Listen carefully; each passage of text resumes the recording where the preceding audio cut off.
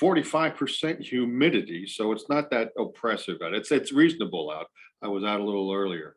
Winds light 4 miles an hour, except for in the cyclone, of course. But other than that, we're good. Yeah. We're heading tomorrow. Well, it's, we're in Los Angeles area, so we're actually today in the San Fernando Valley, and it's going to be around 97. Oh, And tomorrow we're heading for Palm Springs, where it's supposed to be between 107 and 110 degrees. oh my goodness. Oh my God. Poor It's so amazing because when I lived on the East Coast, it was muggy, and August in New York was really very, very difficult. man. Yes. But when you get out here, you don't have the moisture. It's all dry. Right. It really, really gets hot in the desert. And it's amazing. People are able to cope with it, and you have air conditioning, and you have all these things, and they even have these mists. So if you're at the pool and you're under Yes. some sort of umbrella, you have the mist coming down. It's really very nice. My really- my mother and father finally had a chance, probably 25 years ago, to go out west and visit. My father always did, and they drove. They wanted to discover America, blah blah blah. And they got out to some friends of theirs in the Denver area, and they went down. They went over to Las Vegas, and then they circled back down across the southern area of the states. But in Las Vegas, I called them up. Yeah, hey Dad, how you like? Because they're always hopping when they were alive. They were always hopping down to Atlantic City like nobody's business. And I Right. say, well, I'm pretty sure you're going. If you like Atlantic City, I bet you're gonna just fall in love with Vegas. So he's an old he was an old Brooklyn guy too. He's like, oh, this is wonderful. They've got these little sprinklers. Actually, they call them misters. Right. Not Right. Mrs. and Mister. Just they have the mist comes down and keeps you cool. It's wonderful. It's really incredible. I my first trip to Las Vegas was many years ago, and I remember driving from Las Vegas to Los Angeles, Right. and my glasses were in the trunk in my suitcase, and when I opened it up in Los Angeles, they actually melted. Oh boy. That was my first trip to Las Vegas. Man, that's hot. Holy smokes. It's hot. Yeah, it really gets hot. It's incredible. It's incredible. Wow. I think Gino's on the horn with John right now, it looks like. Right. We're actually waiting. Let me just make this announcement because we're on the radio, guys. We're also on Smoking Bacon Radio, Hamilton Radio, Channel 1. I'm talking to John Terlizzi now. He's trying to get into Zoom. So that's our update, guys. We're trying to get the host of Terlizzi'S Doowop and Golden Memories show, new show right here on Hamilton Radio, first show today with our guest and his guest, Norman Fox from the Rob Roys. Okay, so we got an update. So we got an update. This is like the old, like on Channel John, 5, let me know when you're ready. watching Lost in Space. We are experiencing technical difficulties. Please Right. stand by. Exactly. Exactly. So what are you wearing a Mets shirt? Is that what I see? I am. Yes, I am. And how long have you been a Mets fan? Since I appeared on the planet. Really? Great. Great. Because I'm in touch with a lot of Yankee fans, and when I lived in New York, I was a Yankee fan Oh, most of my life. And we used to go to Yankee Stadium when we were kids, yeah. and we brown bagged it. You remember what a brown bagger is? Oh, please. My father used to go to Ebbets Field brown bagging it. Right. And sit in the bleachers. We'd sit in the bleachers, Yep. and it was great because I was a Bronx kid, and we didn't have too far to go to get to Yankee Stadium. I haven't been there in years, and I haven't been to the new Yankee Stadium, Right. but I hear it's a pretty great place. Being a Mets fan, it's not that I don't root for the Yankees, but they're kind of like, I'm a Giants fan too in football. They're a little like the Cowboys or the Eagles or Redskins to me, are the Yankees. I don't always root for the team. Now, if it's them in postseason and Yeah. nobody else, then you have to root for New York. Yeah, I But, understand that. But, And you know, the same thing happened to me when I moved to Los Angeles. right. Because I'm not a Dodger fan, but when you're living in a city and your team represents the city and they're in a playoff or they're in a World Series, I think it's terrific. I become a Dodger fan. Well, and why not? I mean, all of a sudden, back in 78, I was Bucky Dent's biggest fan when they beat the Red Sox in that one game playoff, and Right. I cried like a baby the day the game after Thurman Munson died, and they showed Reggie Jackson in right field. I could do it almost already if I thought about it. Just with the tears streaming down his face. I mean, there are moments, that we met guys or guys like me become, Yankee quasi fans. Absolutely. Yeah, good stuff. And I've always liked a bunch of the players, like with the Cowboys for my football. Roger Staubach, Tony Dorsett, Drew Pearson. He came from one town next to me here in South River, as did Joe Theismann, by the way. So they're, when they did well, I had to root for them, because they're local guys. But I respect the players, but I don't always root for the other team, I'll give you an example. In many years ago, not even many years ago, but I used to work overseas. And I worked in Turkey, I worked in Russia, I worked in crazy places. Wow. But I had an apartment in Turkey, in Istanbul, because that's where I had an office and I had a staff there. Mhm. And so one of the guys who worked for me said, listen, they're all soccer fans over there. They all play soccer over there. And I didn't know anything about soccer because I'm from the States and I was never brought up with it. Sure. But he said, you have to have a team. Everybody here has a team. He says, so what area of the city do you live in? And I said, I live in Beşiktaş, which is a section of Istanbul. He says, well, it's a fabulous team. And so we turned on the TV and we went for a couple of beers and we watched this team. And it's amazing how you adapt. You adopt. I adopted this team. Right. It was, so you need to be affiliated with something. You want to belong to something. And I think it's a great situation. It's a great situation. Well, and here again, one in Rome, root for who the Romans Yes. root for. You know what Absolutely. I mean? Absolutely. Again, Dad was he was a Dodgers fan, as was his cousin. And when they moved to Los Angeles, she remained a Dodgers fan, but Dad did not. He was none too pleased. So I said, so what did you do? Well, for 4 years, I just sort of listened to what I could listen to. I didn't tune in the Yankees. If they had a national game on the radio or TV, I'd check it out. Very happy when Mrs. Payson put the New York Metropolitan Ball Club together. And, they came, of course, in 62, and I came along a couple of years later. So I was in from the go. It was, so, matter of fact, as we're speaking, I have the Mets website up.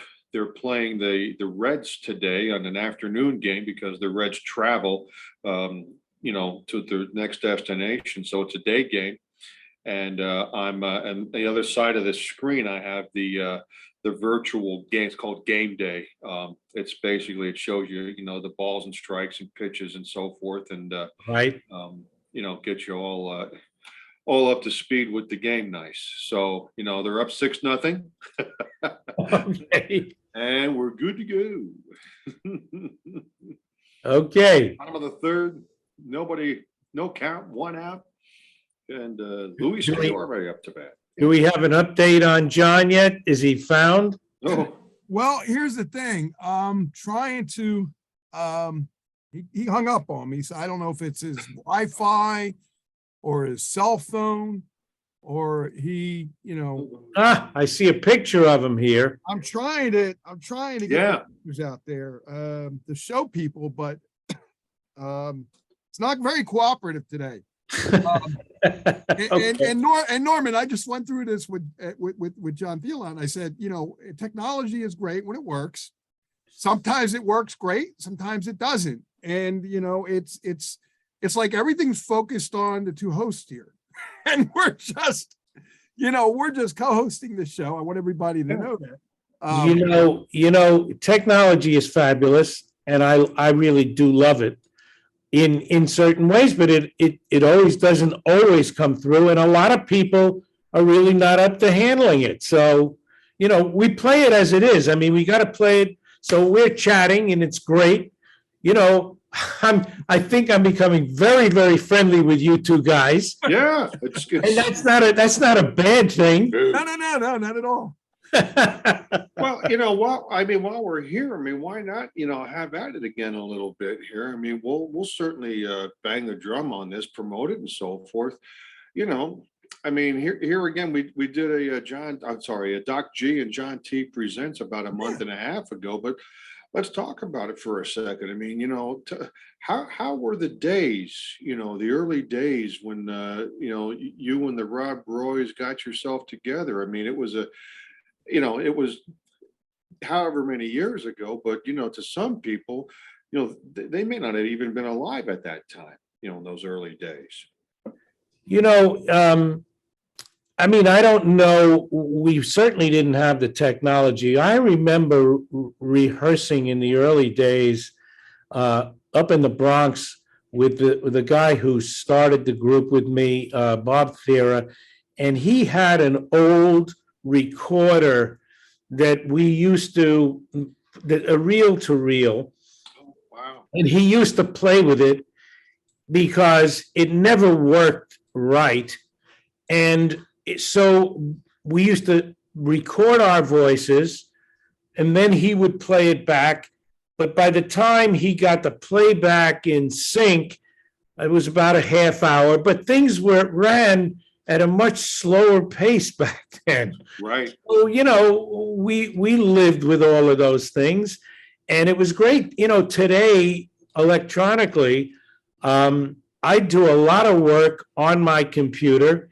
Yes. And a lot of research is really fabulous because you're able to come up with the research instantaneously on Google that you would have to spend hours going through years ago in books and what have you in order to get the same information that you can get in minutes now. Right.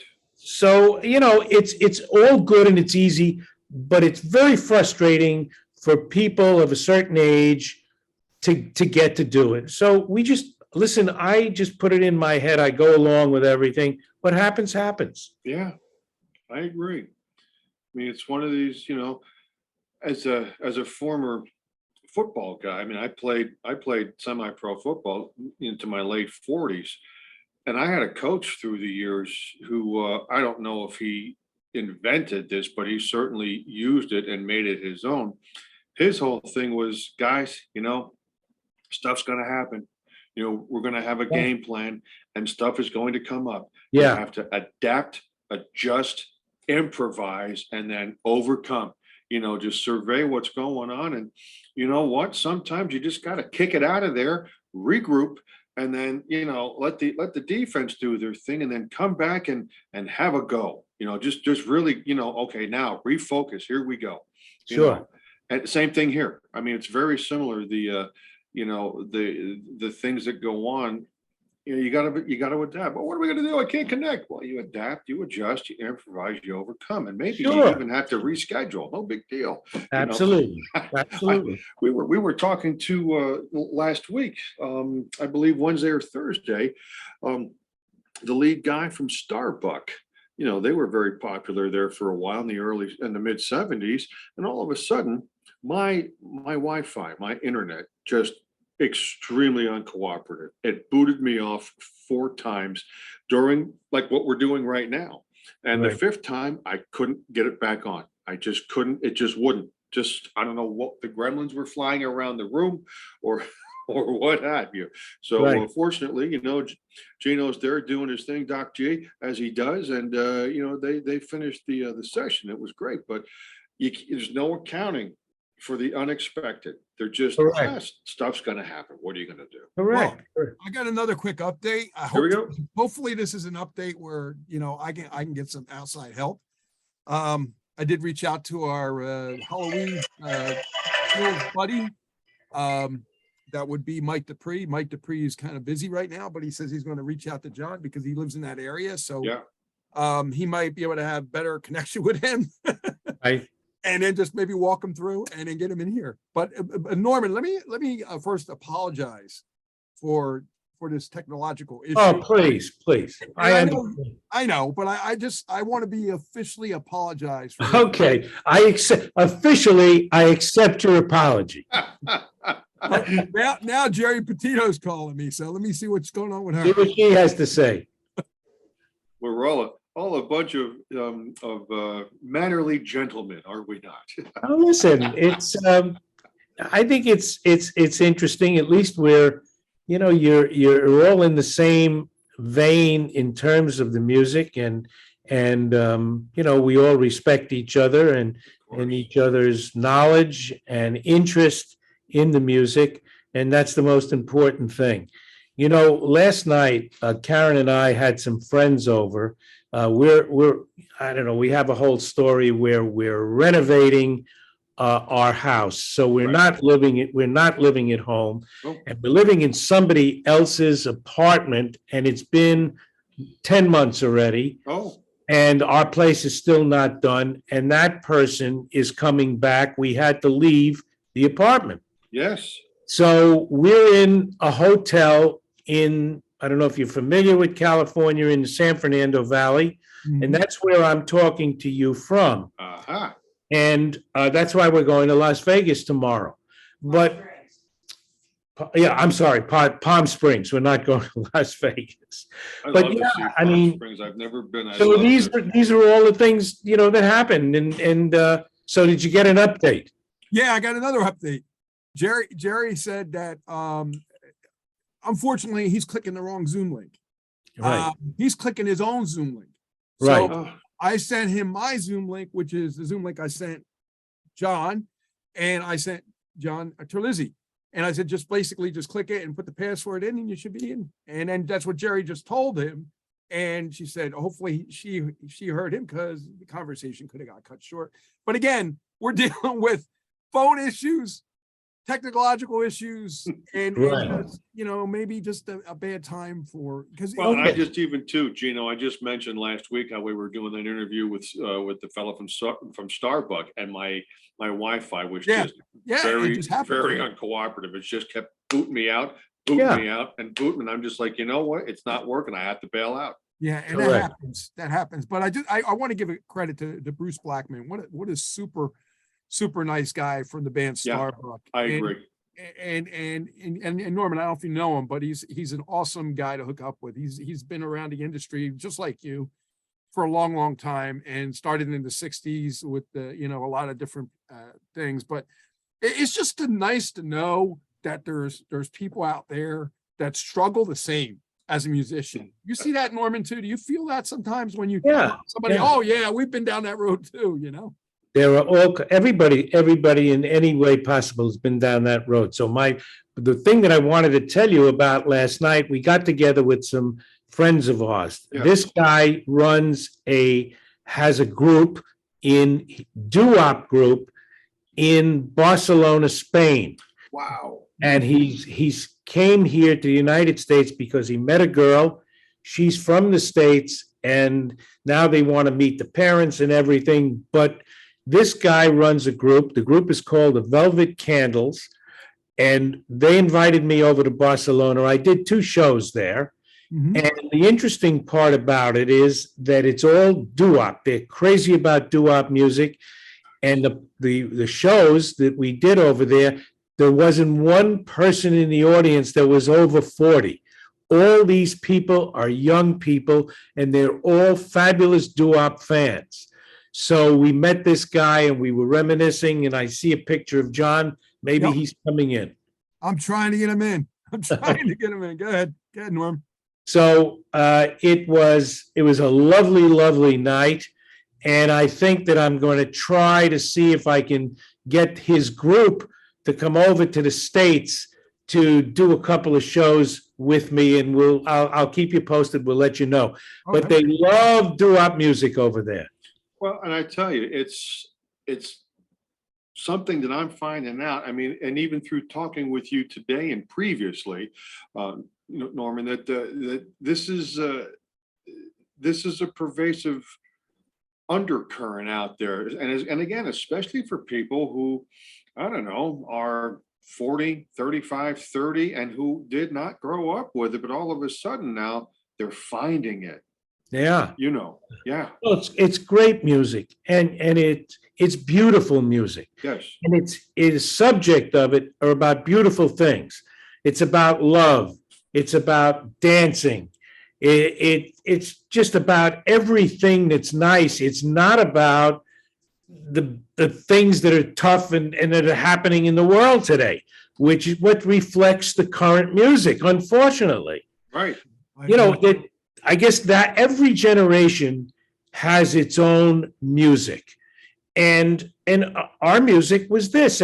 But my thing, and what I'm so interested in, and you guys are helping me do, is to just keep our music, the original rock and roll music, alive for future generations to enjoy. And people seem to be picking up on it. Well, and that's the bottom line, that people, I think, knowingly or not, I think people, when they gravitate toward this music, the doo-wop music, and the music that came, right after leading into the British invasion, knowingly or not, I believe that they dig the whole positive vibe, whether it's, again, love, whether it's cars, whether it's dancing, whether it's pizza pie, for that matter. Oh, my favorite. I love that little song. But whatever it is, it's positive, it's upbeat, it's can do, and it's of good cheer. And I think I know it's great. It's great. I agree. I get so many notes from people on my Facebook page, and people who just check in and they want to know what the inspiration was for writing a song like Pizza Pie. Yeah. And the truth of the matter was, I just like to eat. So there you go. What kind of inspiration I write them back? It's cute. Yeah. But there are songs that you get deep inspiration on if you fall in love or what have you. Pizza Pie is just, I went to a restaurant, I fell in love with the food, I wanted to write a song. Norman, what's funny about that, and this is, I'll say this real quick and then I'll give some shout outs. Is in the 60s, and I get this question a lot from a lot of people, a lot of songwriters as well. Why is it so hard to create a song? And I says, what are you trying to do? He said, well, I'm trying to write a song based on this. I said, well, what are you looking to do? Create a lot of lyrics. Why don't you just create like a melody first, like pizza pie, cherry pie, this, that, the other thing, and then look for the lyrics within the song, the ingredients, how the pie's served, who's serving the pie, where's the pie at, and that, then you start getting a song. A song will come together. As you know, you can tweak and pull whatever you want, but most of the songs from the 50s and 60s were that simple. They were only three bass chords, right? Absolutely. And they used them for almost every song. Correct. It's so interesting. So interesting. And so simple.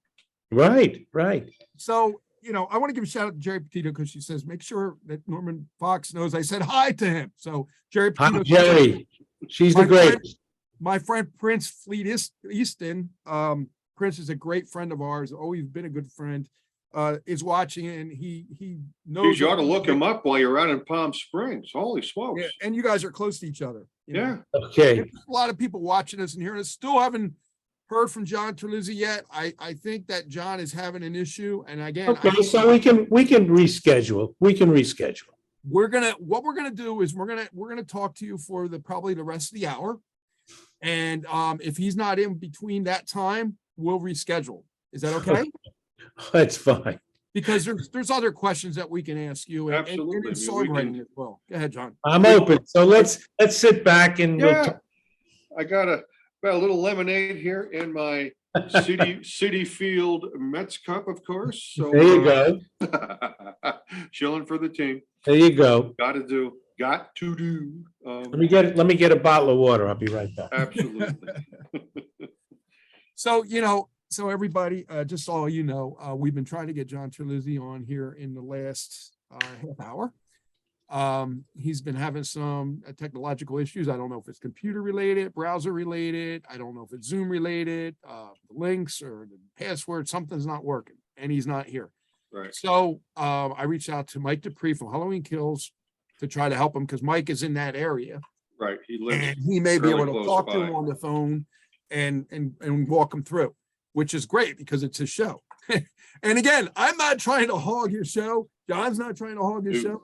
We're here waiting for him. You know, what's a very interesting thing is that my wife Karen had a Zoom problem on her computer, and she and I have pretty much the same laptop computers, and they're relatively new. Right. But when she tried to put Zoom on her computer or get a Zoom, she couldn't get it. So she had to use mine. Now, we went through this for weeks trying to get the Zoom. She finally called Apple, who helped her, but they had to go through a massive thing and reboot and redo the Zoom from the beginning. Yep. So, Oh my. yeah, you can't tell, you can't really tell what these technical problems are or to fix them. And maybe John just has to start his Zoom again. They have to take this out of his computer and start it again. But that's what happened to her. No, and you're right. It's one of them things again where I can't see what he's doing. I don't know where he's at and what his problem is. If I could, if I had that crystal ball, I'd be able to help him. It's just. Tell me about your show and how did you get started and how long has this been going on? Oh my God. Well, John and I have been doing a show off and on, probably within the last 6 months, but I've been doing this. And it's funny when you mentioned about what's inspiration for the songs, because I did a show called the Crystal Cavern Show, which was in the UK, which broadcast in the UK as well, and was involved with a lot of artists. And I did that for over 10 years. So I've been doing radio for over 26 years, but I've been doing my own shows probably for over close to that, 26 Wow. years. Wow. Assorted shows here and there. I did my own weekend oldies feature show where I did a lot of different, artists. And here's the thing, Norman, I tried to put together a show assembled based on the fact that people wanted to hear certain artists, but not only that, added a little bit of this, a little bit of that in between, so they can hear different artists, maybe from different years, different genres, Right. different doo-wop, different, whatever, and hear the different similarities between the two. And then what we would do is we would play, an older version of the song and a newer version of the song. Now, I didn't know there was an older version of the song. Or the Right. newer people would say, I didn't know there was an older version of the song, but I like that one better. So it's kind of funny when you think about music in general, how it encompasses us as a people, but also the memories that come and go. They're always there because they're always attached to some song, they're always attached to our I lives. agree. I think that was the biggest thing that I learned. I taught that to both of my daughters, one's 28 and the other one's in her mid-20s. And, they know doo-wop. They were born in the 90s. They know doo-wop. And a lot of their friends say, what is doo-wop? I never heard of it. Or, I thought it was something, crazy or something. But when they hear the songs and you expose them to the songs and the artists, they love it. Right. It's just that they have to be exposed to it. So that's why this station was designed to do that, was to bring certain genres in that other generations would have never heard. Well, that's great. I mean, that's basically what it's all about. So how often are you on? How often? I'm on tonight with Jimmy Deal. Another show that I do tonight, we're interviewing a Ted Vigil, who is a John Denver performer. Right. He performs all the stuff as John Denver and songs. And, you know, we even talked about the Olivia and John thing. And he's like, yeah, Fly Away is one of my songs I do in my, you know, repertoire. Sure. And it's, you know, I mean, again, I don't know what shows I'm going to be on, because as I schedule them, John knows, you know, I've got, you know, this, that, the other thing, and then we got, you know, this one, this and that. And then we try to schedule around our schedules.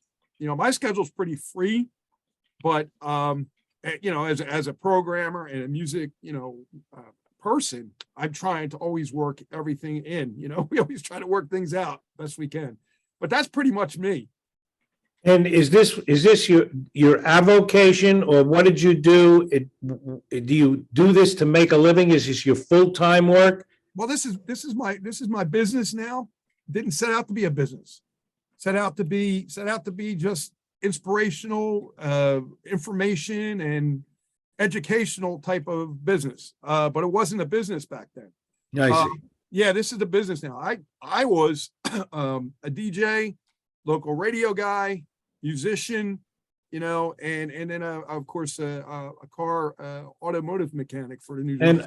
And all in the you're in the New Jersey area as well? Yeah, correct. Yeah. Mm-hmm. And so how did you get involved with the UK? How did that come about? You know, it's one of them things where, you know, years ago I had a lot of people on MySpace. And you know, MySpace was big back then before Facebook was. And then right. Facebook came, MySpace was like, what's MySpace? I never heard of MySpace before. So, but anyway, to make a long story short, Facebook, when it first came out, I had like over 30,000 entertainers on there, over 30,000 in the business, you know, for years and years and years. And a lot of them passed away, and a lot of them, you know, discontinued their Facebook page or whatever. But somebody stole my Facebook page. I couldn't get to them. But my point is when I originally started doing this, back to your point, the music was the first and foremost point that I put out that had to be set up that way. Because what I do, I don't think any other radio station ever does or did. That's what makes us a lot different than any other one. They're programmed. We're not programmed. I program certain things, but then there's offset programming that I can leave open for shows like this, because we're live right now on the radio. I also try to leave open certain areas for interviews and other shows that might want to come in and out. And it just leaves the format. It's called a surprise format because it really is. You never know what you're going to get. But when you get it, you're going to say, oh my God. Yeah. You know? And it's one of them things that I treasure. I treasure, number one, because I can do this and I do it. I also treasure that if somebody reaches out to me and it has like a disease or a cancer or anything like that, they said, you know, can you play these few songs? And I say, yeah, give me a list of songs you want me to play. Give me a decade. Give me this, give me that. And I'll put together a whole 8-hour thing for you. And it lifts them up. It makes them feel great. That's great. That's great. Shares it, they share it, and everybody else shares it. And the support for that is amazing because, again, no other radio station can do it or will do it. But you know what? I'm my own owner. I create what I want, and I create what I think people like. And I love playing requests. That's fabulous. So That's we're fabulous. everybody's station. Correct. And what about you, John? What did you do? What do you do? Well, I tell you what, I've got radio in my blood since about 1982. Uh-huh. The moment I went off to college, I discovered the radio station out in Sealands Grove, Pennsylvania, about an hour's drive north of Harrisburg, up routes 11 and 15, at Susquehanna University. It's WQSU, and you know, they had the carrier current AM, which you start on, you know, which is you can only get it where it's wired in the building, it's wired to receive it. And then the FM is literally a monster signal. It's not your typical college radio station to where you could only get it in the surrounding, you know, I don't know, you put a pin on the map and go out 10, 15 miles and there's your coverage area. This thing has about a 75-mile coverage area all up and down the Susquehanna River, from Williamsport, Pennsylvania, almost down to Harrisburg, and same thing to the east and west. And I got bit by that bug. I did it as a lark. And then all of a sudden I found out I was not a business major kind of guy. So I switched my major to broadcast communications. And I did a bunch of that for my college. And then after that, I got into radio marketing and sales in 87, and on and off since then, till about 2014, I did a lot of, sales and sales management and, things of that nature with various radio stations in New Jersey and Pennsylvania. And shortly after I got out of that, because this is what Gino just told you about why he does or what he does, or both. This is why I gravitated toward Hamilton Radio, weirdly enough. I stepped out of radio in 2014 because, even as a seller and marketing and, idea specialist, call it what you want, the whole formulaic corporate nonsense was just, it's enough. What once was the exception was now the rule, in the business, in the industry. And I really didn't care for it. I really don't care for that version of it anymore. It's not the way it was, even as recently as the 80s and the 90s, and even in the early 2000s. And then about a year later, I got informed of this Hamilton radio business from a former colleague of mine who had a friend who was doing a show on Hamilton radio. And my colleague, Tracy, from the Boston area, said, "Oh my God, John, you got to get on that Hamilton radio there." I'm like, yeah. Very good accent, John. Very good. I love the Boston accent. I get the biggest kick out of the New England accent. How do you get up to the Moosehead camp? You can't get there from here. Oh, okay. Thank you.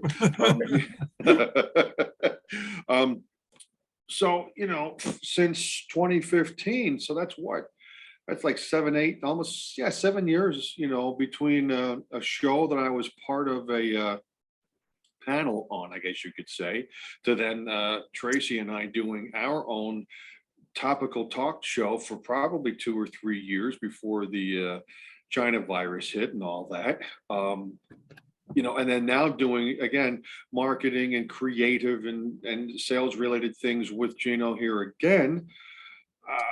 Bob's your uncle. Here I am. Hey, great. It's such an interesting thing to hear everybody's story. Radio is I mean, there's a tremendous camaraderie. There's so many people out there in so many different parts of the country that have their own radio shows, and they're sort of a brotherhood. I mean, radio people are radio people. They really. Tell you what, it's you're exactly right. I had one fellow who owned one of the station groups I was at a couple times out in Williamsport, Pennsylvania. He would as the owner, he'd go up and down the hall doing whatever he was doing, and he would hear whether it was the salespeople, the on-air people, the production people, or a combination of all the people just doing their pitter-pat. And he would stop, and you didn't see him. Not that he was a demure little guy, because he wasn't. Paul Rothfuss is his name. He used to go by Paul Rogers when he was on the air years ago in the 60s up in Scranton and down in Baltimore. Paul would stop about 12 feet away and listen to the banter. And then when it was over, he'd shake his head, chuckle, and he had the half glasses hanging down. And he would just, oh, radio people. I love radio people. And he would just disappear, and he was right. I mean, it's a little fraternity of a great big bunch of us. There's no question. Did you guys know Don K. Reed? I did. He just passed away. I did not. I wish I did. Yeah. I grew up in 61. I wish I grew up 10 years earlier. He was a lovely, lovely man. And he worked for CBS FM. And he was a great proponent of our music and of many, many different groups who he, over the years, I interviewed with him a number of times, but the first time I interviewed him was down in that CBS building where we interviewed together, and we had all the original Rob Roys there. Nice. And that was really, really fun. I love guys like you guys who know how to interview and ask the right questions, because I do a lot of interviews. I generally rarely turn anybody down. There's no reason for me to do it. And anybody who's on the radio who wants to forward the music to the public, I'm there. But of course, there are degrees of people who ask you the right questions and people who don't know how to ask the right questions. And so it becomes a little tougher. Right. But I had an interview a couple of times. I had an interview with a guy at the beginning of the week. He's out of Boston too, and he had a radio show up there, and he got out of the business, and he's been out of the business for 36 years. And Zemo was his thing. The Boston people, I guess, may have heard of him, but it was something Zemo was the name of his show. Right. And he's looking to come back after 36 years. Wow. And he called me and he said, would you be my first interviewee? And I said, I would be happy to. Let me tell you something about a guy. This guy was 14 karat pro. He asked the right questions. He researched everything. He knew things about me that I forgot and didn't realize myself. That was an absolute pleasure. And I've had that over the years. And I love talking to disc jockeys like yourself and getting the real feel. But it's such an interesting situation. And I'm just learning about radio guys. And that's the reason why I asked you the question. I have another update. This just into Imus in Washington. Here we go. Mike Dupree from Halloween Kills is trying to work with John Terlizzi, and he sent him into the Zoom, and he's going back probably into the Zoom. That's his Zoom. So he's not seeing our Zoom because he says he's in the waiting room, but he's not here. So correct. I told Mike, I sent him the Zoom link and said, here's all he has to do is click on the link and then put the password in, and he's in. It's simple. You did it. John did it. It's simple. So here's a big question. Is he sitting in the waiting room or is he waiting in the sitting room? That's the big question. That could be too. But I did want to comment real quick too on that, Norman, because what I always feel is when you do an interview and the interview flows the way the interview flows. I mean, we've had people where they give one question, one answer back. And then you're like, oh my God. They give you a yes. Yes. And where do you go from there? and that's kind of the problem because it sets up the whole interview. But we expect or love when any interviewee that we're talking to elaborates a little bit yes, of course. than that, and is allowed to pretty much do anything he wants to say, anything he wants to say about his life, his wife, his book, his whatever. At the same time, they're promoting themselves. We're given the freedom to talk. We ask the questions based on what they say. I never really was a proponent of having all kinds of questions ready because I figure if I'm sitting there talking to you, Norman, on a basis where we're just sitting there eating food and we're talking about things, we're just talking. I don't have no questions. I'm picking them up as you're talking, and I like that interview better because it's more of an ebb and flow. I do, and it's spontaneous. But you're talking about being spontaneous. Correct. And yes, correct. I absolutely appreciate that. That's great. So I guess there are a couple of ways, but there are some guys that get on and don't know what they're asking me they write to me before the interview and they say, what questions should I ask? I mean, that's Fair enough. that's amateur night.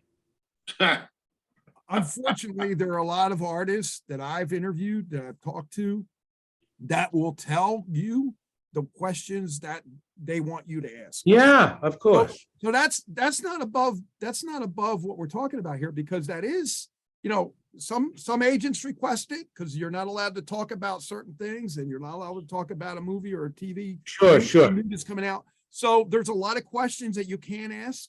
And then we always ask that before we start. What can we ask? Yes, yes. And I Not ask. respect that. Yes, Right. understood. And then when you say, hey, I'm an open book. All right, now we're flowing, Yeah, And sure. that's the way it really should be, because, and I even had a person I interviewed, they said, oh, don't go there. I said, okay, fine. Let's go, somewhere else. No problem. I mean, as long as you direct, Yes, yes.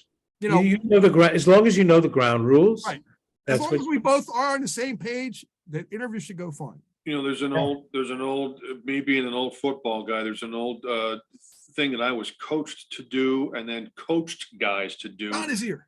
especially on the line. You take the other guy where he wants to go. If I'm the right offensive yes, tackle yes, yes. and the other guy's coming at me from the defense, take him where he wants to go. Same thing. Take the There's John. conversation where we want to go. John is here, but I Oh. don't see him. John, He's connecting to audio as we speak at this moment, at this very moment. I So see him. he's coming in finally. We got John Terlizzi. Here he is. Hi, John. We see you. I'm an idiot.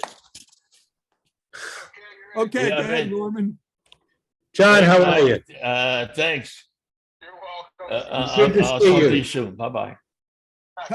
Give Mike Dupree my love and tell him thank you. Amazing, amazing that we got you on at this time. Can you hear us, John? Yes, I can hear you. Go ahead, Okay, Norman. great. Well, I'm here and I'm your first guest, and I'm happy to be your first guest. So let's start the interview. Okay, it's a big thrill for me to interview you. You're my hero. I had Thank to tell me why it was a big hit for you. But how did you guys get started? How did you get started in doo-wop rock and roll? Well, we were kids in high school. I went to DeWitt Clinton High School in the Bronx, and we were listening to rock and roll on the radio in the mid 1950s. Basically, I was listening to Alan Freed's show, and he was the guy who got me started in rock and roll. And I heard great vocal groups. And the groups that I heard were the Channels. I heard Earl Lewis, or his wonderful voice, and people like that. And they were just fabulous. And so I wanted to emulate the sounds of those groups that I heard back in those days. And so the only way to do it, because they were vocal groups, was to get a group together. And so we started to work with guys or speak to guys who were interested in singing in our school. And we started harmonizing. It took a long time. It wasn't easy, but it was fun. We used to go into the bathroom where there was an echo and to make the sound a little better. And sure enough, together came the harmony, piece by piece by piece. It was all about harmony, and that's where we started. And then we emulated groups like the Heartbeats and the Channels, and there was so many of those groups, and we started to sing their songs. And then we started singing in high school for the assemblies. And then we started singing on the street corners where the kids would gather in the evening in the summertime. And it started to sound better and better. And that's how we got started as a vocal group. And then from there, we tried to get a record contract, and that's another story. Yeah, I read your biography on your page that the song that you wrote, Tell Me Why, they was a big hit for you guys, but they took your name off the record. Yes, but that was a sign of the times. They did that not only for me, but they did that for a lot of other people. I mean, I if think you, Frankie, Frankie Lyman, I heard. same thing. And Yeah, not only same. Frankie Lyman, but everybody, in my thing, that I'm interested in doing is keeping the music alive. And so I go back to the old groups like the Moon Glows and Harvey Fuqua was a very, very talented guy and a very great songwriter. And so when I look at the records to do my research to see who wrote the songs, I see that Alan Freed's name is on it. Alan Freed was a disc jockey, never wrote a song in his life. But this is what happened in those days. And of course, we were kids. We didn't know from contracts. We didn't know from anything.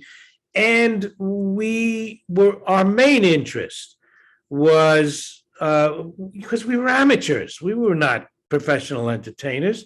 So our main interest was to just make a record, get popular, meet some girls, have some fun. That was the main thing. What happened to a lot of these people is that they became very well known. Their records started to sell. And so they became professional entertainers. That's really the story of what happened. But yes, all of these guys, they took the royalties for themselves, and the people who actually wrote the songs in many instances did not get the credit. Yeah, it was common practice back then. Common Like practice. you said, that's a shame. But when I heard that song, I thought it was like a standard from 1950, but I didn't know you wrote it, and it was unbelievable that they took advantage of the people. That's a shame, Yeah, it is a shame, but Yeah. it's a sign of the times. That's what happened, and you have to work around it because before you got on, we were just talking. You got to roll with the flow. You got to go with things that happen, and eventually they set themselves right. I mean, after a number of years, many years, I was able to get the songwriting royalties back. That's great. Yeah, I was going to ask you. You said you used to sing in bathrooms. Did you ever sing in the subways of New York? A couple of times I sang in the subway. I know a lot of guys did, but there was a guy who sang with me, and his name was Bernard Jones, and he passed away, I guess about close to a year ago, and we didn't know it because Bernard was we didn't know where he was. He disappeared. I would have liked to have helped him out if I could, but he was a great bass. And I was a New Yorker, and I used to travel the subways because in New York, it's the fastest way to go. And I've been doing it all my life since I was a kid. And I'm on 42nd Street in the shuttle. It goes from East 42nd Street to Times Square. And there's a whole big walkway there. And I was walking through it. There's a whole bunch of people. And of course, who is singing there? And these people are watching him with Bernard Jones is singing. And I said hi to him. And so I sang a couple of notes with him. I sang a couple of songs with him. That was my only time singing in the subway. Wow. A song like that, incidentally, don't sing in the subway, or what? Am I wrong? You should have wrote the song. I was going to ask you, one of my Doo-wop buddies told me you wrote Dance Girl Dance in the subway, and it only took 30 minutes. No. I wrote Dream Girl. I'm sorry, Dream Girl. Yeah, another great song. Wow, I love that. Dream Girl, I wrote in the subway. I was actually on the train, and I was going to school. I used to go to the Fashion Institute of Technology. Excuse me for 1 minute. I was coming home on the subway, and I was very tired. The train was swerving. The tracks were clicking, and I got into a vibe and this beautiful song came to me, and that's how I wrote Dream Girl. I didn't write all the lyrics at that time. I wrote some of them, but that was the beginning of Dream Girl. It was on the subway, yeah, and it was great. Yeah, I think that's my favorite song, Dream Girl. Yeah, it's one of my favorites. I was going to ask you, so where'd you go from, you started, the Tell Me Why was a big hit for you, and you started doing concerts all over the place, or? Yeah, we started doing, let me just get a drink here. I got a frog in my throat. We started singing, we started doing concerts, but we didn't do a lot of preliminary work. Because basically speaking, Tell Me Why it was an East Coast hit.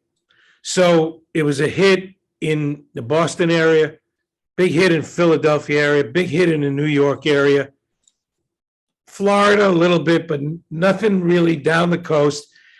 And the rest of the country, not really big. I mean, it was there, but it wasn't a super national hit. Now, that depended on the record company, because if you didn't promote these records, they didn't get to where they should have been. And the company that we were with was out of Houston, Texas, and they didn't promote it. This guy was a very wealthy guy, and this was a black record company. He had a lot of big stars on his record company, but he wanted to, we were the first mixed race group in the country. I mean, the Del Vikings were right behind us, and then the Crest. There were a couple of them that came, but basically we were the first. And so this guy was a black record company, and he wanted to get on to become more out there. So he wanted to have a mixed group. And so but he wasn't in the business of promoting records like Dion and the Belmonts with the Laurie Records and those East Coast record companies. George Goldner with G-Rec. These guys knew how to promote records. This guy, he knew how, but he didn't want to spend the money. And basically, that's what happened with Tell Me Why. They didn't want to spend the money to promote it. So it wasn't a tremendous hit. It was a hit that was big enough, but we did a little here and a little there. But that was basically it. So it put you on the map, though, but needed more push from the bigger record companies. Like every single record, no matter how big it is, no matter how good it is, it needs the proper promotion. Not like today. You have a hit record, you got it made today. Yeah. Today, you don't have to work anymore. No. What to make it now? I was going to say. I was asking you about the record you made on Starlight Disc. I want to show it. I don't know if you can see it. Can you see it? It's one of my favorite CDs. What you made? It's a fabulous CD. It is Starlight. There's a guy named Bob Kretschmer, and Alex Augustine, who I think you guys may know. We're all friends, yeah. I think he was a friend of Alex back in the day. And he asked me if we wanted to do an Acapella album. And, I said, sure, we'll do it. Because in those days, when this thing was made, I figured that the Doo-wop was finished. It wasn't even called Doo-wop then. I thought it was finished. Once the Beatles and all of this whole thing knocked out the original rock and roll music, it was over. And I said, listen, of course, let's do what we have to do. I was so impressed with the sound of that a cappella sound, and not realizing that people would really take to it and love it the way they have. This was a fabulous album with a lot of great, our songs sound great on it. Oh, they do. You had Legends of Song, Dance Girl Dance, and Why Do Fools with your daughter singing the lead on there, Kim Fox, Yeah, your daughter. yeah. I was telling the boys before you came on the air that my kids, or I think in one of the interviews that we did, that my daughter was a singer, and she was the first female singer signed to DreamWorks Records when they went into business. Very, very talented girl. And so she had one major problem, and that problem was that she was frightened to get up on a stage and perform in front of people. So in those days, I said to her, why don't you come with the Rob Roys and perform with us and get your legs, so to speak. And she did. She was a tremendous hit. People really loved her, but she didn't want to stay with the music. She didn't want to stay with this. She did Why Do Fools in Love, a great, and Oh Gee, Oh Gosh, I love Yeah, that song. yeah. And you guys did Rainy Day Bells and Dance Girl and Legend of Song. Wow. It's my favorite CD. I love it. I can't believe I had it for 30 years. That's 1991. Wow. Yeah, I used to get Bob Kretschmer, his brother-in-law, worked with me in the stock exchange, and he would get me all these acapella because there was nowhere getting any acapella records back in the day, Yes, yes. And I love the harmony, like you said. Fabulous, guys, fabulous harmony. Yeah, it is. So a great harmony on that record. I mean, if you listen to Dance Girl Dance on that album, I mean, you don't need it. You don't need a band. Every part just comes out at you. It's just beautiful. I got a quick question, John. John, hold on. I got a quick question for Norman. Tell our listeners and viewers how the name of the group became Rob Roy's. There was got to be an interesting story.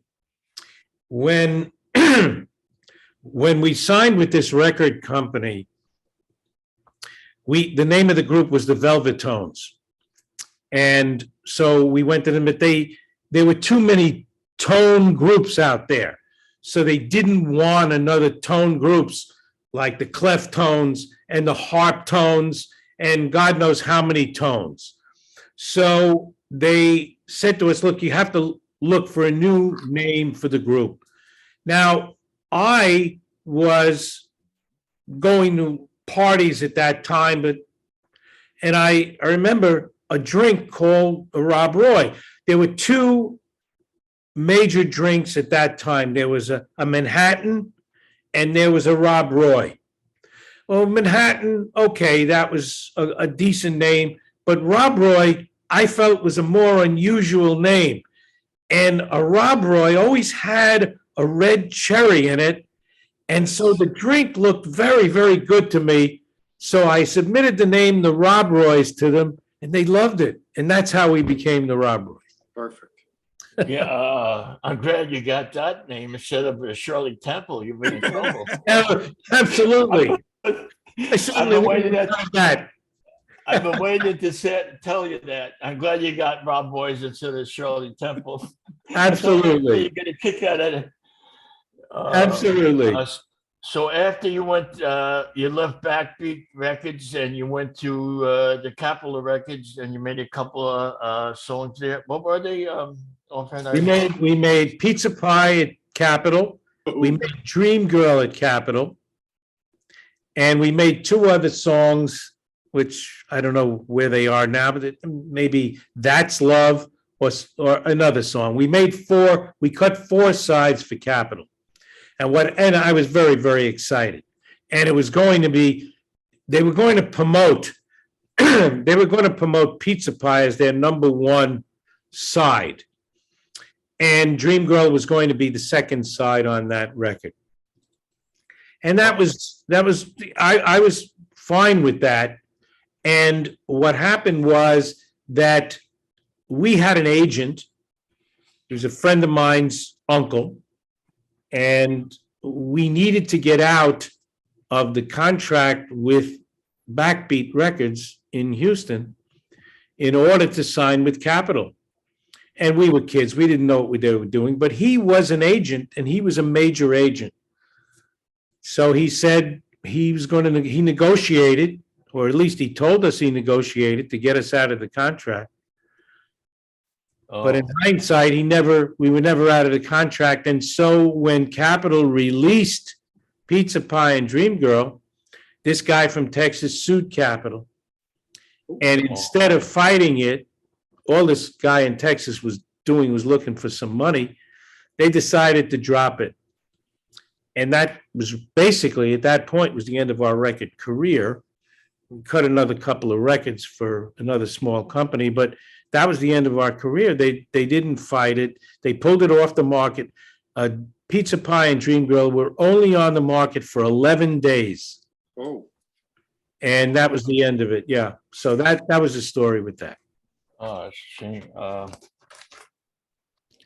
But I went back and I worked for Capitol Records. In other words, in addition to recording for them, I worked for them at the New York studio. I was the assistant to the studio director. Basically, I was a kid. I was a gopher. But working in that studio, I met everybody that was anybody. I was in the studio when Ray Charles recorded Georgia on My Mind. I was in the studio when Count Basie, Joe Williams, Sarah Vaughan. I don't know if you remember the comedy album with Carl Reiner and Mel Brooks, the 2,000-year-old man. yes, 2,000-year-old man, brilliant. I had to bring people because they didn't have enough people in the studio. I brought all my friends down there because each one of those sessions was spontaneous and they were 8 hours. And so we sat in the studio, they brought in lunch, but they needed an audience. So we had to bring in people. And it was a wonderful, wonderful experience. I met Mel Brooks many, many times. I met Jackie Gleason because he used to record at the studio. I don't know if you remember Music for Lovers Only. Yeah, Yep. sure. And my main guy that I think the world of, that I thought was the most wonderful man, was Nat King Cole. I spent a great amount of time with him because at those days, he was recording all his old great hits from monaural into stereo. So he spent about a month at the studio. I got to know him really well, and it was just a wonderful experience. I was there when Bobby Rydell recorded his songs, Volare and a number of others. I mean, I can go on and on. I can go on and on. Just fabulous period of time. Yes, he was, Nat King Cole, yeah. I'm just going to ask about all of that, if I may, and pardon me for just, swooping in here. With those other names that you got to see, whether or not you got to know them right out of the chute, I mean, who knows? But I mean, what kind of a mark did that leave on you in your mind, in your head for, continuing to perform? Never mind that the records may or may not have been completely done. It's an interesting question, John, because Nat King Cole was the sharpest dresser that I had ever met. Oh my goodness, he cut himself every time he got dressed. It looked like he had not one, but he had two valets. Believe it or not, really used to dress this guy. He was really pressed.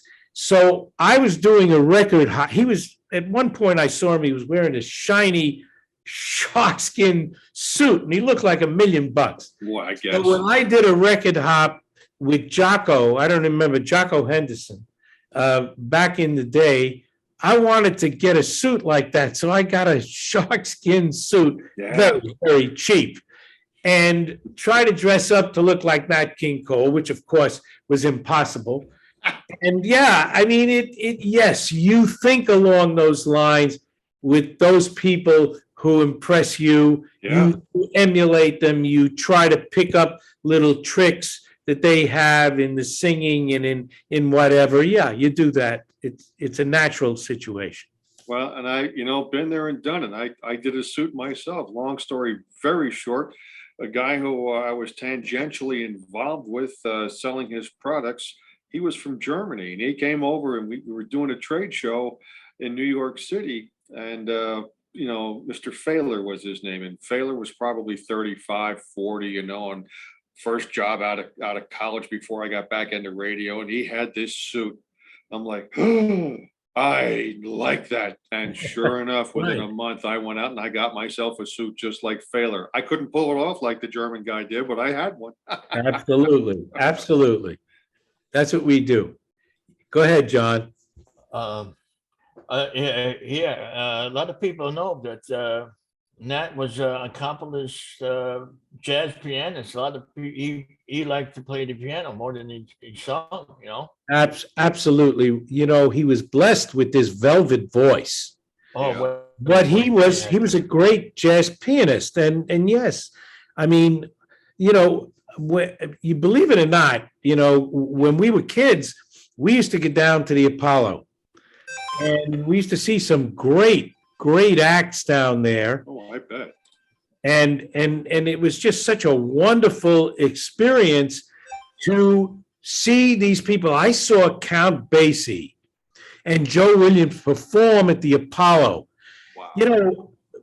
The audience really came out because it was their audience. Yeah. And a performance that they do there was a magnificent thing to see. Hmm.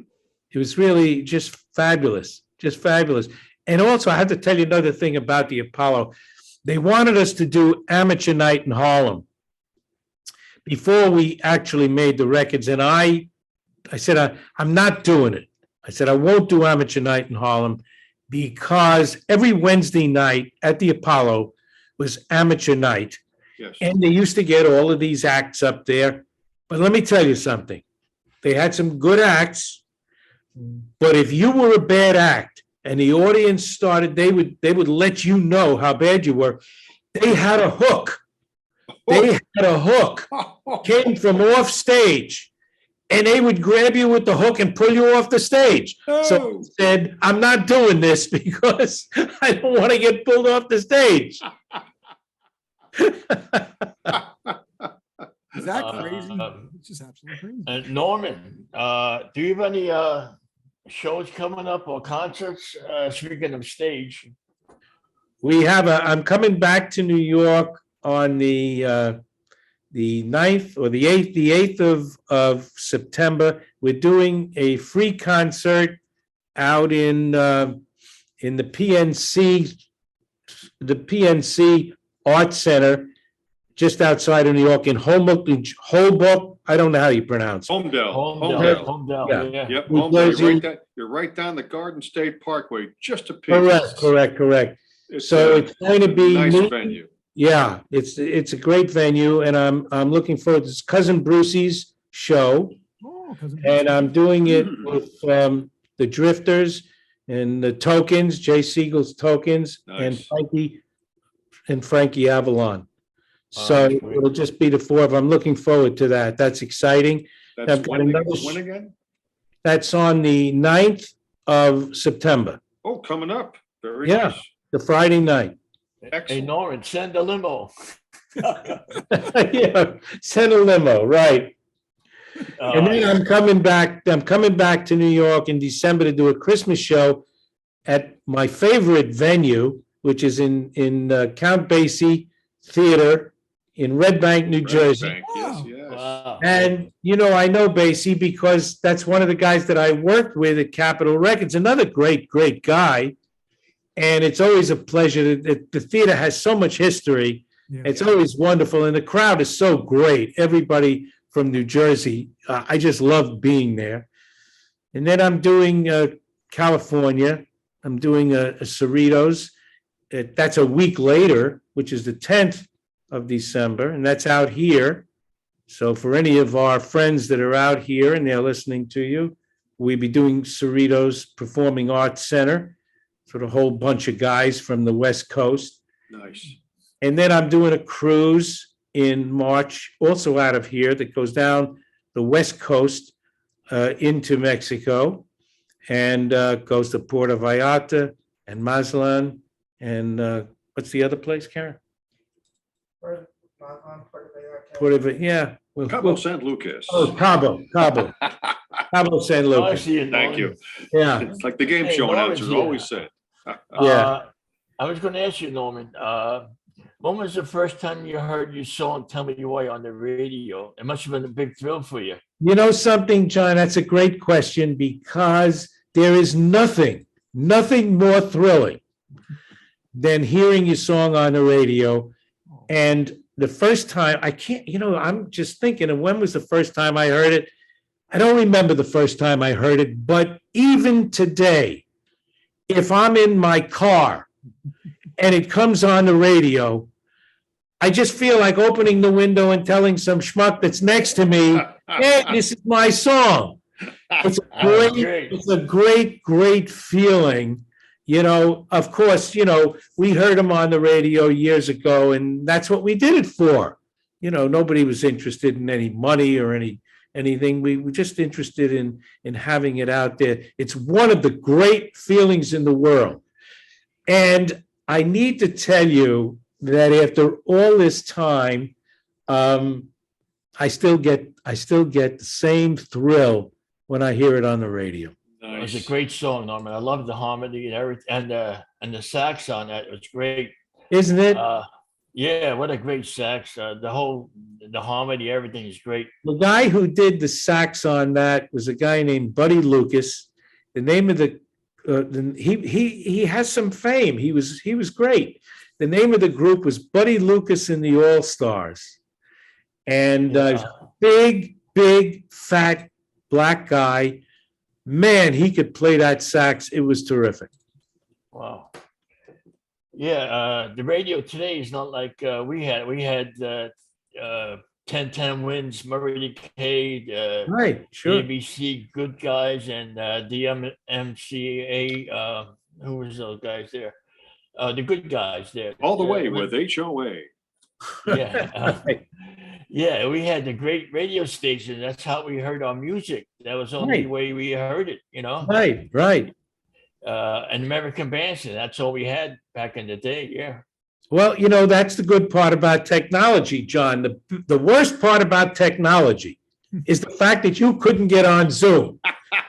But the best part of technology is that we can hear this music in amazing ways, right? Yeah. Yeah. Yes. Unbelievable. Top quality. Sounds like $1 million. It really does. It does. It's great. It's great. I love it. So, on one of your songs, the flip side was Little Star. I never heard that before. Well, we did Little Star, and we've done a number of cover songs. I don't know whether Little Star, I don't remember it being put, wasn't put out by any record company. We just did it and somebody picked it up. And, there are so many bootleggers out there, they just pick up the songs and they make the records of them. Little Star was a great song. It was great. We loved it. And so we did it. We did a lot of different songs of all the great groups at that time. And one of the guys that I really loved a lot was the guy from the Cleft Tones. And Herbie Cox, yeah, what a great voice, yeah. he was a good friend and a class act. And so we did a lot of shows together. And I do a lot of shows with a lot of the guys that Larry Chance and Jay Siegel and Kenny Vance. And so it's like a fraternity. And, we get a kick out of one another. We talk a lot. It's great. Oh, that's great. Yeah. I love Heart and Soul by the Clubstones. Great song. Yeah. Great song. Great song. Yeah, Herbie passed away a couple of months, a year ago or two. I don't remember. A couple of years ago. He's got a Yeah, couple of years. great voice. Yeah. Heart and Soul was their big hit. Yeah. Right. And look, with our business we're losing a lot of people. they're not going to be here forever. So you got to take advantage of the fact that when they are and come out and support them. And keeping our music alive, which you do. How can we get in CD, your CDs? Well, you can go to my website, Norman Fox and the RobRoys.com. Just Norman Fox and the RobRoys.com. My CD is on my website. I have a great abstract of a T-shirt of a vocal group. It's an abstract. It's not actually our group, but it's like universal and generic. And I'm working on a new album. Oh, that's And- great. I can't wait till it comes out. Absolutely. Your station, or What station? don't you have a YouTube station? Oh, well, yes, of course, my YouTube station. My wife just reminded me. We have a big channel on YouTube. If you Nice. scroll down, or if you got to get in, just put in Norman Fox if you go to YouTube. And you have to scroll down to get to my channel. You'll see a picture of me. And that's my channel. And all the new songs that I'm recording are on there. And we're going to release a new album soon. But there's just a lot of stuff and a lot of information on there. And it's wonderful to be able to have that. We talk about the technology. It's wonderful to be able to have that. Yeah, I just heard Sincerely, and you did Yeah. that Chuck Berry thing. Yeah, And, yeah. I thought Chuck Berry was one of the great, he's one of the guys that I used to see when I used to go to the shows at the Brooklyn Paramount Theater when I was 17, 18 years old. And he was, I guess, the quintessential entertainer of the music of that time.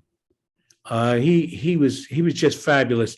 And so I thought that I would do a tribute to him, and I do that, and it's on that channel. And I'm going to do tributes to a lot of other people, the Everly Brothers, and people of that caliber. And yeah, I mean, it's all fun. We just need to keep it alive as much as we can. yeah, I saw him in 1969 at Phil Maurice, Chuck Berry, Alvin Bishop, and John Mayo for $5. Right. Oh, Yeah. what a great, he was doing, he made the song, My Dingaling. Great. Yeah, was it was a good. big hit. It was a hit for Yeah. him too, yeah. Yeah, It was Interesting some artist, wow. interesting. I sang that one time around a bunch of family members and adults, and they all gave me a bad look. I'm like, whoa. It's I a mean, I hit was song, right? 9 years old at the time, but I mean, they gave me a bad look. I'm like, okay, guess I'll stop Yeah. that. I've got another question for you, Norman. What was your most favorite song that you like to perform? Was that your favorite song? Well, the song that seems to be most popular, and the song that I really enjoy doing a lot, is Dream Girl. It seems to really hit people. I have fun doing all my songs, and I love doing Pizza Pie because brings in the whole audience, and of course, Tell Me Why is great. But yeah, I love performing all of them. But I think that my favorite song and the prettiest song of all of them is Dream Girl. Oh, wow. That's A really great cool. song. I love the harmony on that. The lead, you were a great lead singer. Wow. And Still are. during the pandemic, when I wasn't able to get together with a band, I did the anniversary song off the background of Dream Girl. So they come together, and I do them together in my act. So yeah, they're and the anniversary song is a beautiful song too. It's great words, great lyrics. Oh, do you have any concerts in California? I think you told me. I you had a just couple. told you I'm doing the concert in California on December 10th at Cerritos. Cerritos Performing Arts, and then we're doing the cruise. And then I have a couple of small concerts they're private concerts, but I'm doing them, one in Palm Springs and one up in Thousand Oaks. Okay. That's great. I'll post it on my Facebook. Absolutely, absolutely. And you wanted me to send you, I think you wanted me to send you the thing about California. I'll send you that information today. Yeah, and I'll post it on my. I have a group on Facebook called Doo-woppers. Have the oldies and also Hamilton Radio is on iHeart Radio. It's Hamilton Oldies. You can hear the oldies on there too. And I hope they put your song on there. Fabulous. I was just gonna Fabulous. say, after this show, you're gonna be hearing maybe 2, maybe 3, maybe 4, maybe 5 or more. Rob Roy's with Norman Fox on Hamilton Radio Oldies and also. Yeah, nice. You know, Very nice of you, Gene. because why, Norman? Because we can, Because we can. right? Absolutely, absolutely. Terrific. Terrific. Thinking, Gino, and please, I don't want to speak for you, but just knowing some histrionics of Hamilton Radio's ways. Norman, you mentioned about some new music. What do you think, Gino? We're gonna Absolutely. have a whack at that as well. I think we should. Like I told Bruce Blackman, I said, I understand the problem, but I understand the solution, but I don't understand the problem. I understand why there's a problem. And it's usually because oldies people only want to hear what you created when it was old. They don't want to hear new stuff. They're confused. They don't know who it is. They're this, that, the other thing. That's what Bruce told me.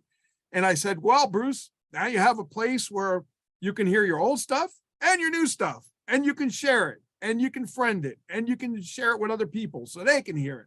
He said, oh, that's great. So I'm going to tell you the same thing, Norman. New stuff, send it to me. I'll send it to you. Thank you.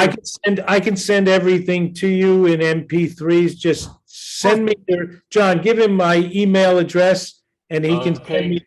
So he'll send me the email, your email address, Gene, and I'll send everything to you. I'm going to send you my email right now in the Okay, chat. great. So if you see it in the chat, you can just send it to me there. And that would be great. Okay. And I wanted to tell John Terlizzi, we're going to have to wrap this up pretty soon because I know Norman's got stuff to do. So do we. But John, go ahead. You can finish the interview. What you want to say? No, I just, it's funny. I've been following Norman since 19, but I love this. I always loved that music, that fast up-tempo music that Tell Me Why and Dance Girl Dance, all those great up-tempo songs. Yeah, that's what the Rob Roys were known for, the up-tempo stuff. I have to tell you this, John. I have a lot of fans. I have a lot of people that follow me. I love them. I keep in touch with them. But there's nobody who comes before you. You're the top fan that I have. You're a wonderful guy. And I got to tell you, Gene and John, I have never done an interview for an hour and a half before in my life. I spend an hour and a half with you guys. I mean, we gotta have some relationship here. I love you. God bless you. Thank you, Norman. We Hamilton really Radio appreciate loves it, you. Hamilton Radio loves you, Norman. You know that. Okay. I love you guys. I'd be happy to do it again anytime you want. And we'll keep it to an hour. Yeah, Jerry called me. She said, "Tell Norman I said hello." Okay. Jerry loves you. Yeah. I love Jerry too. Take care of yourself. I love you guys. Thanks a million. Thank you. Thanks. Thank you, I'll Norman. keep in touch. You take Bye-bye. care. God Bye-bye. bless you. Bye-bye. Bye-bye. Oh my God, what a great show, guys. Well, let's wrap it up. John Terlizzi, any of your last minute thoughts about your show? I mean, yeah, you had technical issues, but hey, you made it in and you still got the interview with one of the greats. How do you feel? It's like interviewing one of the legends of doo-wop and rock and roll was a big thrill for me. And I thank Hamilton Radio, Gene, John, and Jerry. I'm not worthy. I'm not worthy of you. But I love the doo-wop music, acapella. It's a big thrill for me. And my wife wants to know how she could get this thing. You're going to send me what do you call it? I already sent it to your Facebook. I sent it to John's Facebook. I even put it on your Facebook, the link. Yeah. Yeah, once you put it on YouTube, I'll post it, all I'll over be the putting it, place. I'll Oh, my probably be group, putting it yeah. on YouTube after Jimmy's show tonight. I do Jimmy Deals tonight, I got to interview Ted Vigil. He's a John Denver performer. And after I get that show done, I'll probably get it up on there unless my Yeah, wife. whenever you can, no hurry, yeah. Well, I'll post it. I'm gonna post it to the cranky old woman and men. Let's have fun. They Okay. got 4,000 people on there. That's a good group too. And So, mine, I John, got Doo-wop has got 2,400, and Okay. another group I have is they got 3,000. Oh, I was gonna ask you, John, Gene, what do you think of a cooking show or a car? We call it car, the old cars on Hamilton Radio, like vintage cars. John, it's like I tell John Thielon, we don't even know where we can go, right? So I say, let's look at it, let's check it out, and maybe try to do it. I had just had a friend ask me, said about he has an idea of doing something, and he says, I want to know if I can do it. I'm like, well, what are you waiting for? What is the wait Yeah. when you are literally in control of what I can do, and you got the main, you ain't got to go through red tape or anything like that. You just ask me, and I feel like a genie sometimes. I grant a wish. It's that simple. I'm Well, and here. I got talking to people over the weekend about what we're doing. And I said, listen, how I envisioned it, and everything's subject to change a little bit, Sure. but we're getting into these groups, which we're calling hubs. Okay. And John, this whole thing is basically part and parcel of the music hub.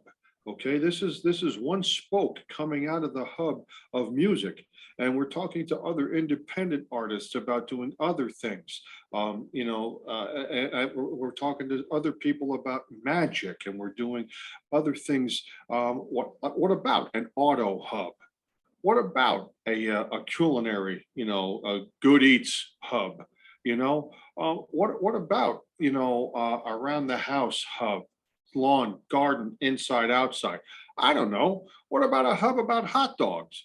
I mean, and that's being kind of tongue in cheek, but maybe not. Sure. You know what I Anything, mean? yeah. I mean, you got Rutt's Hut up in Clifton. You've got Hot Dog Johnny's out on 46 there in Buttsville. You've got maybe we just stumbled onto something. I don't know. But that could be part of the food hub, so to speak. The yum yum hub. I love hot dogs. I love hot dogs. And you know what's funny about it? Remember I told you, John, and I think I told John Terlizzi this too. When there is no ceiling, yeah, you can literally think and do and create anything you want. If they hit it out of the park, wonderful. If we just hit it to third base or second base, nobody cares. The thing is, unless we try it, we don't know what we're doing. And we have to learn. We have this ability. Right. Yeah. You have this ability, John, to work, and John Thielon knows this, to work with a station that is willing to work with you. Yeah. And let me tell you, that is hard to find in today's world, especially one as successful as we are. Because the reason our success is there is because we do things that are out of the box. We do things that are unique and creative. But that's what makes us special. I used to, when I managed the sales staff in radio numerous times, granted, it wasn't as wide open spaces as what we're doing here, but they would say, well, hey John, what if I had an idea about this? Or what if I saw a client that had an idea about that? And my response was always, make me say no. Make me say no. Yeah. Which, you know what I mean? And at first they're like, what? I said, put it together and let's discuss it. Okay. Force me to say no because it's so stupid or so unrealistic relative to revenue and rates. But I said, you won't do that. You're going to find a way to make this work. So go ahead, you figure it out, you and the client, what they want to do, what they want to achieve, and how it needs to work on our end. Make me say no. And I Yeah, think out well, of 100 times, you're right. I never said no. I'm like, why? Maybe we'll do it this way. What if we did it like this? Oh, Well, me and Gene have been talking about this for a couple of months, but Gene is very busy, so I never thought it would happen, and I'm well, very and here's happy. the thing, better to do it right, properly, correctly, than to do it quick, pardon me, quickly, just for the sake of doing something. Because you know what? Okay, it's one thing when grandma throws the pasta on the wall to see if it sticks.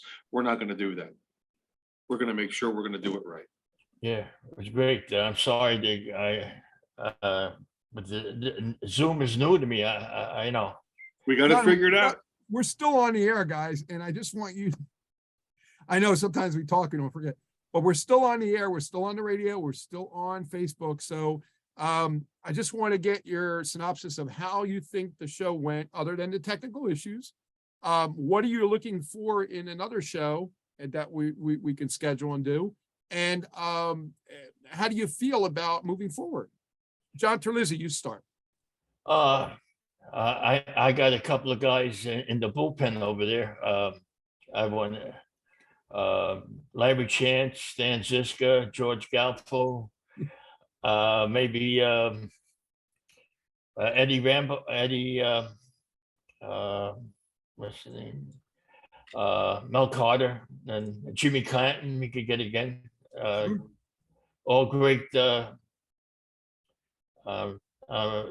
Try to get them on the show, and maybe we'll get some not too famous people.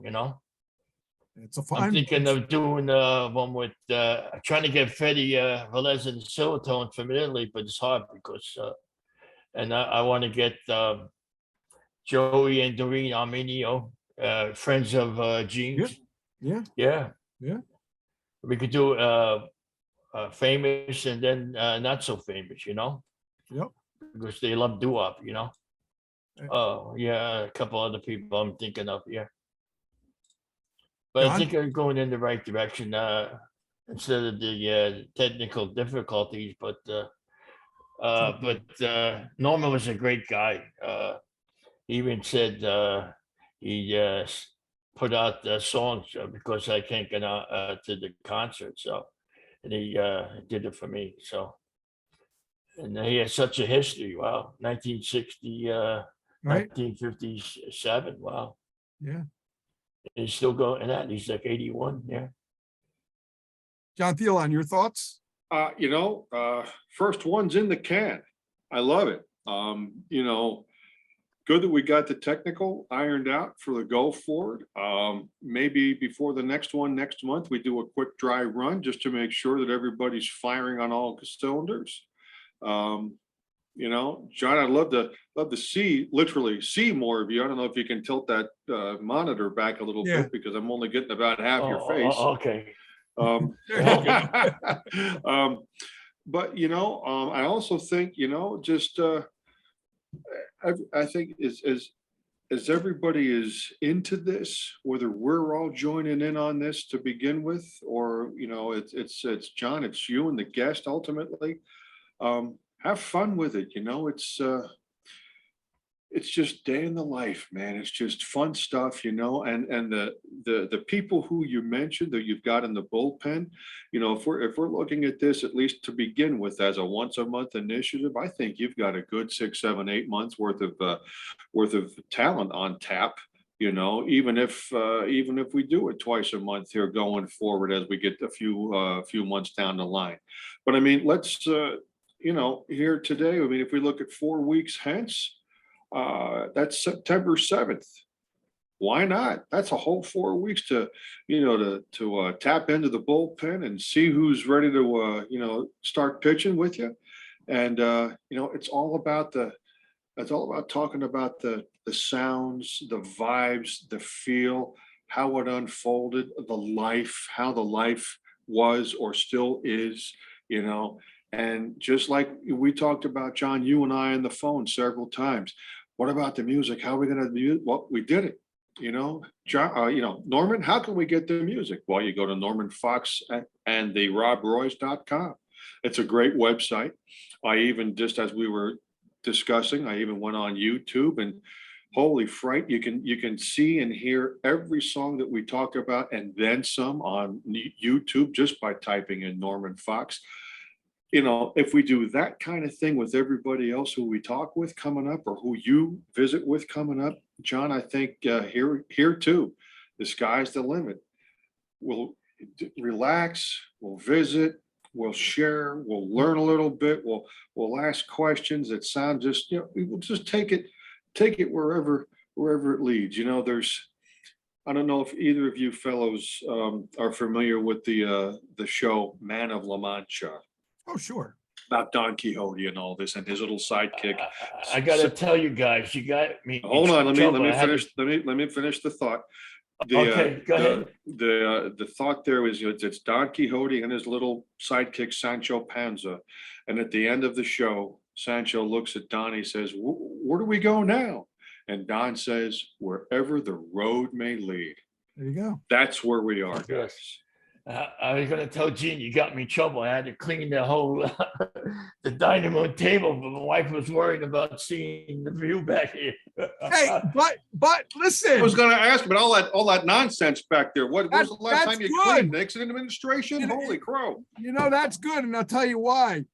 Tell me if you- why. Tell me why. Right. If you didn't clean it, it would have been a mess back there. But guess what? It looks great. You did a great job. And listen, I'm always happy. Yeah, I'm always happy for the success of others. That's why this is my engine, right? But my engine can't run on just my coal alone. It's got to run on other coal.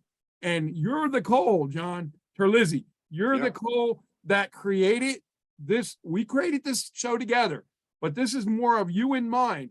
Anybody that didn't see you as a person of substance, that didn't see you as a person that people really like to talk to, let me tell you, there's no artist out there that would talk for over an hour and a half, still be happy about it, have his wife on his side and not get mad at him, and love it.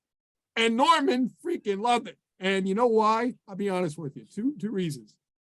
We were waiting for you. We understand that. But technical issues happen. This was the first show. Second show, like John said, will be a lot easier because we won't make the same mistakes. You are learning, we are learning together, and we're going to make the show as big can be. And John, thank you, John Phelan, for being here, because he helped me a lot with Norman Fox when I was going around trying to talk to you guys. That's why I said you always need a buffer. And I think us three work together great. But I also think that most of the time, people don't want to take a chance on whatever they don't know. And I'm like, let's take a chance on it and see where it goes. Because that's the only way, again, like John said, you travel down the road. You don't know what you go through on that stop street, but guess what? You got to go that way. So let's take that road and see where it takes us. And I want to thank you all for being here. It's been an extra special show. I enjoyed it a lot. I know you guys both enjoyed it. Hey, we're going to buff this. We're going to polish this. We're going to, deburr the rough edges, and Right. everything is going to continue to get better and better. Yeah, I love it. And I just want to tell everybody, go ahead, John. Yeah, I appreciate doing this. I love the doo-wop music. I'm a couple of years older than you guys, so I go back to like 1961 when I bought my first record, I Need Someone by the Belmonts, for 69 cents. And the album was like $5, and that was a lot of money then for an album. But I love this music, and I love that, like Norm said, the harmony. It's unbelievable. I used to see guys on 42nd Street singing in the subways, it was unbelievable. The harmonies. Yeah. And the singers we had back then were great, True. that's why I loved it. Yeah. Well, that's what we try to bring back, the memories, right? And that's what your show's trying to That's bring. what it's about, the memories, yeah. Back when we had this, you hear a song that you, oh, I remember doing that when you meet a girl or something and you hear that song, you know? Hey, Gino, let's do Unbelievable. this. Let's wrap it up and would you play us some doo-wop rock and roll, please? Yeah, I got some doo-wop coming up. I got, of course, Rob Roy's Tell Me Here we go. Why. Love Rob it. Roy's Pizza Pie. Rob Roy's you. Do Re Mi, and Rob Roy's Dance Girl Dance, all coming up right after the show here on Hamilton Radio, also on Hamilton Radio Oldies, on iHeartRadio, and Dig also it. on Smoking Bacon Radio. Thank you, Wade Saxton out there. Oh, you Thank got you, to put everybody. in another song you did, Rainy Day Bells by Norman Fox. Written by, One problem with that, John, is once the songs are set in there, I can't change them because I'm Oh, only allowed to okay. play 2 or 3 songs, but I'm playing a little bit. We'll get more. them in there. We'll get them in We'll get 'em in. rotation on yeah, doo-wop that was written by Neil Sedaka, and he did a version, the Globetrotters and Norman Fox. A great, Yeah. great song, yeah. Awesome. All right, guys, let me go. I got stuff to do, but thanks for being here, everybody. Thanks for listening on the radio. Thanks for being here on Facebook, and hopefully you'll see this on YouTube. But you next time, it's don't forget, it's Terlizzi'S Doowop and Golden Memories. I'm That's it. thinking early September, maybe the 7th. Check you then. Thank you, guys. All right, bye, guys.